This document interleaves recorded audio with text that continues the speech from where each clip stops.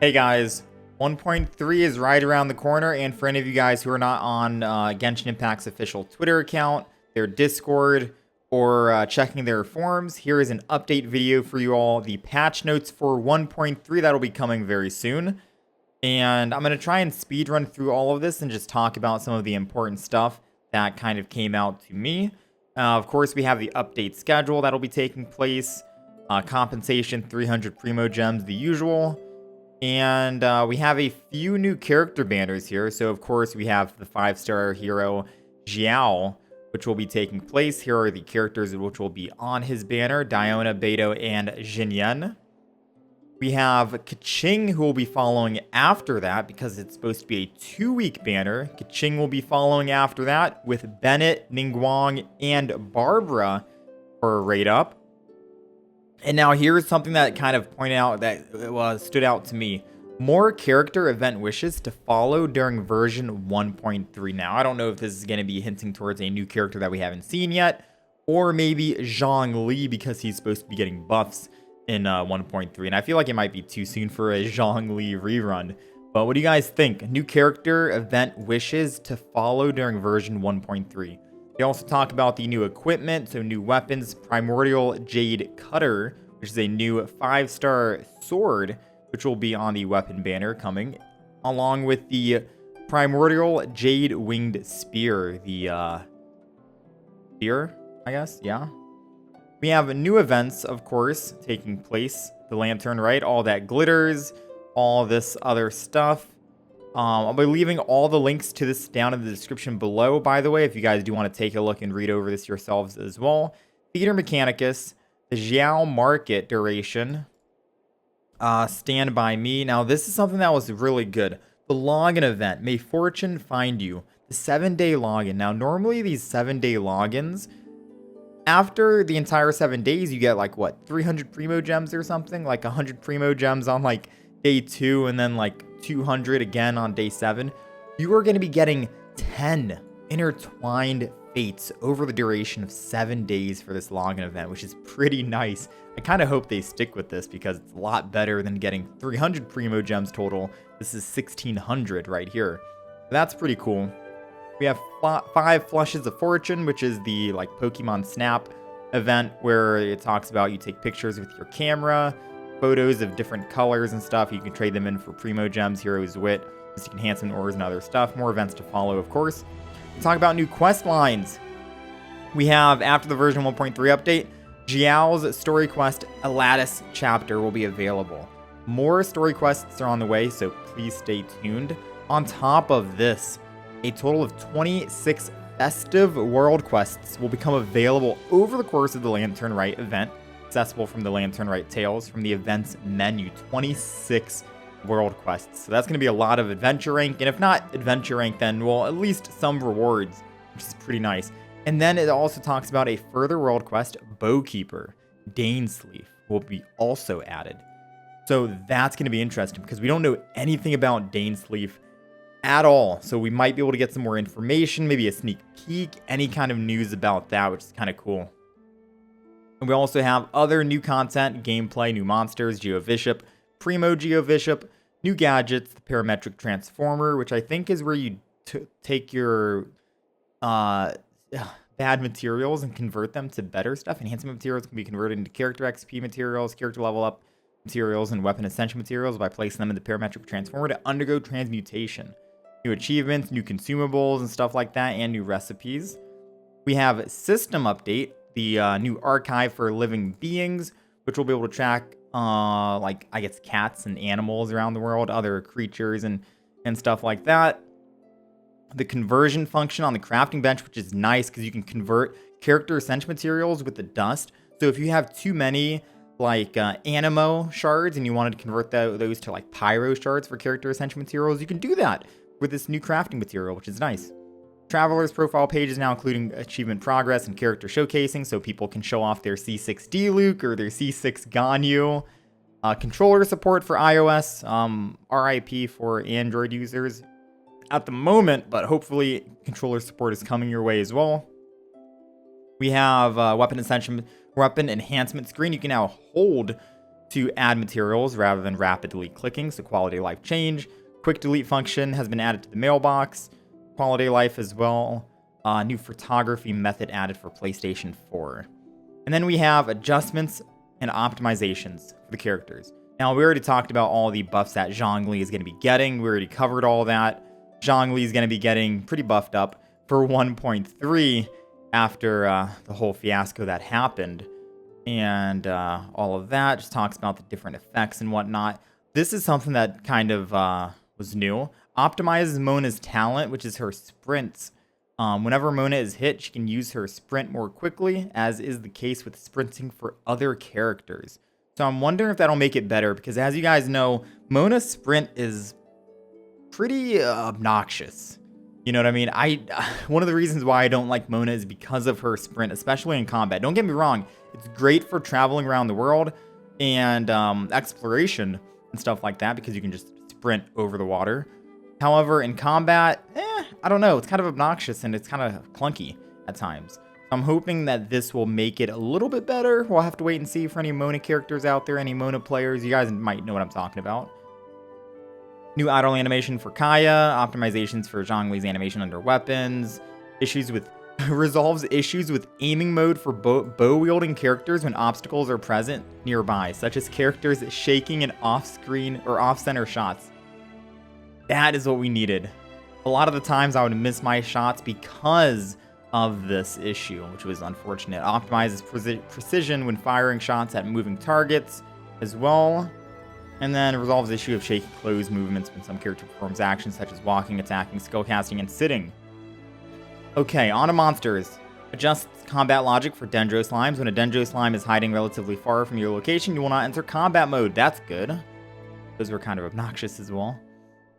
System updates. Spiral Abyss updates the monster lineup on floor 12 of the Spiral Abyss, so it's just floor 12. And I wonder what they mean by that. Updates the monster lineup. What do you guys think? Changing up the entire thing so soon? The lane line disorders on floor 12 are adjusted too. For this floor only, the lane line flow will be normal. No lane line disorder. Starting from the first time that the ley line, the lunar phase refreshes for after updating to version 1.3, the 3 lunar phases will be as follows. When character's HP is less than 70%, attack is increased by 20%, and attack speed is increased by 15%. Probably to catered to Xiao's ultimate, where it drains his HP or takes a chunk of his HP, right? When character's HP is less than 35%, and they are under the protection of a shield, crit rate is increased by 20%, and crit damage is increased by 40%. Okay. Phase 1. Then we will, of course, have Phase 2 and Phase 3. A charge will accumulate every 10 seconds, with a maximum of 3 existing at any one time. If a character's HP is less than 50%, they will consume a charge when they hit an opponent to create an unstable energy orb at the opponent's position. It'll explode after 1 second, and only one of them can be created every 2 seconds. So it looks like all of these are benefiting characters with less HP. Very interesting. We have deleted characters or deleted chats will not appear on the chat list, which is a much needed fix since that was kind of annoying to always see the chat up there even though you hit the delete. It'll also optimize the display order of the chat column. After entering a team setup in co-op mode, the chat column will automatically switch to the team column. I don't know how many times I've tried to message the people I was playing with and accidentally responded to a whisper instead. That was nice. Optimizes UI transparency on mobile. Optimizes the camera gadget for the PS4 version. This is good. From version 1.3 onward, extra fragile resin rewards will be included in the battle pass. That's nice. For the free tier for free-to-play players out there, you're going to be getting 5 fragile resin. And if you end up buying the battle pass, that's an additional 5. So 10 total if you bought the battle pass. And if you bought that like special $20 bundle pack, you can get like an extra 5 on top. So 15 total if you ended up buying that like $20 pack, I think. But 5 for free-to-plays, nonetheless. Pretty good. Pretty good. Removes the delete button from the portable waypoint. Interface to open up the world map or of the open world map. I wonder if some people accidentally removed the waypoint when they did that. Optimizes the size of the wind glider of the dressing room screen for certain characters. Okay. We have audio changes here. Just some Chinese and Japanese voiceovers for characters. Chinese voice actor for Amber is getting changed, and etc. And then adjustments to Geo, we already know about that, right? The previous change, the original effect was increases resistance to interruption when protected by a shield. Attack damage is increased by 15%. That was the original change. After now is going to be increases shield strength by 15%.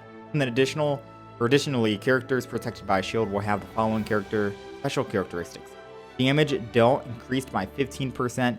Dealing damage to enemies will also decrease their Geo resistance by 20% for 15 seconds. So Ningguang mains getting a buff. This will help out Noel as well. Any Geo character, really, which is pretty nice. We have Geo shield balance adjustments. Geo shields are adjusted from having 250% Geo damage absorption to 150 physical and elemental now. That's cool. And then it affects the following: Zhongli's elemental skill, Noel's elemental skill, and the Geo shield picked up by a Geo crystal by the Geo Bishop hatchling. I feel like that should just be any shield created through crystallization, but hey, I don't know. What do you guys think? Okay, so we have one more article to quickly take a look at. It's going to be going more in depth on the event descriptions that'll be taking place in Lantern Rite. So we have gameplay duration will be taking place February 10th. The Zhao Market opening on February 10th as well. Eligibility is Adventuring 23, and there's some prerequisites. Completing Zhao's story quest first, the Aladdis chapter will unlock the Lantern Rite events. And then the opening time will be on February 10th. Lantern Rite quests, durations, these are all the quests right here. The Origin of the Lanterns on the 10th. Current Depths Beneath of the Lanterns on the 14th. And then Light Upon the Sea on the 18th. Lantern Rite Tales, all that other stuff right here. Theater Mechanicus, which is the tower defense game mode that's going to be taking place in 1.3. It says each attempt at it will cost 1 Zhao Lantern, regardless of whether or not the challenge is successful. Oof. It can be crafted at crafting benches, and required crafting materials can be attained by gathering plants and defeating specified enemies. It says that progressing through the stages will unlock new maps, new mechanic higher upgrade levels, and higher difficulty levels, which is pretty PogChamp, because I'm always about increasing that difficulty, right? Now, of course, this can be done in this will be done, or it can be done in single player, but also in co-op as well, 2-player co-op. If you guys are interested in that. Zhao Market duration for stage 1, 2, and 3 as our follows down there. This is the Stand By Me event, which is your free 4-star character out of any of them. Zhang Ling, Jin Yen, Beidou, Ningguang, Xingqiu, and Chong Yun. I think I'm going to be going with Xingqiu myself. So let me know what you guys are going to be picking down below. We have Night Sky's Grace, Lantern Rite gifts, which are just more rewards during the event. Log into the game and receive Fragile, Resin, Intertwined Fate, and other rewards. Cool. It's going to be starting from February 26th until the end of version 1.3. Adventure rank at least 2 or above to get them. So as you can see right here, 1 Intertwined Fate right there. Second day, Fragile Resin, some meat, Hero's Wit, another Intertwined Fate, Guide to Diligence, Guide to Gold, some talent books. So that's cool. May Fortune Find You, the login event. We already talked about that, the whole 10 Intertwined Fates. 5 Flushes of Fortune, which is the Pokemon Snap kind of game mode, where you go around and take pictures of different things. It'll be a 10-day event, and you'll receive 10 sheets of film each day and can exchange photos with friends. The Zhao banner that we talked about is going to be running for 2 weeks after 1.3 starts until February 17th. And then we have the weapon banner, which will be starting the very beginning of 1.3 until February 23rd. Leyline Overflow. So this is going to be starting February 26th until March 5th. You're going to be able to claim ley lines 3 times a day for double reward. So I highly suggest doing that. At least 60 resin. Put at least 60 resin a day for that duration, just to try and get the double rewards from the ley lines. We have the Lantern Lit Sky, which is the Battle Pass. Battle Pass weapons are coming back. They're the same as usual. The Kaching banner, and that's it seems. But yeah, that kind of wraps up everything for 1.3. Patch notes, events, descriptions, all that. I try to go as fast as possible. Let me know what you guys think. I'll leave the links to both of these articles down in the description below as well, of course.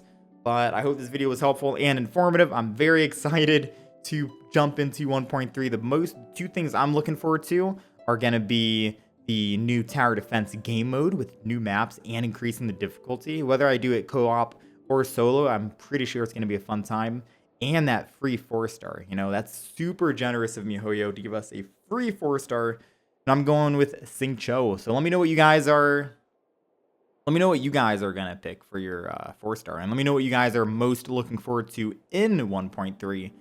And yeah, for anyone rolling on Zhao, best of luck. Hope you guys get him within just a few wishes.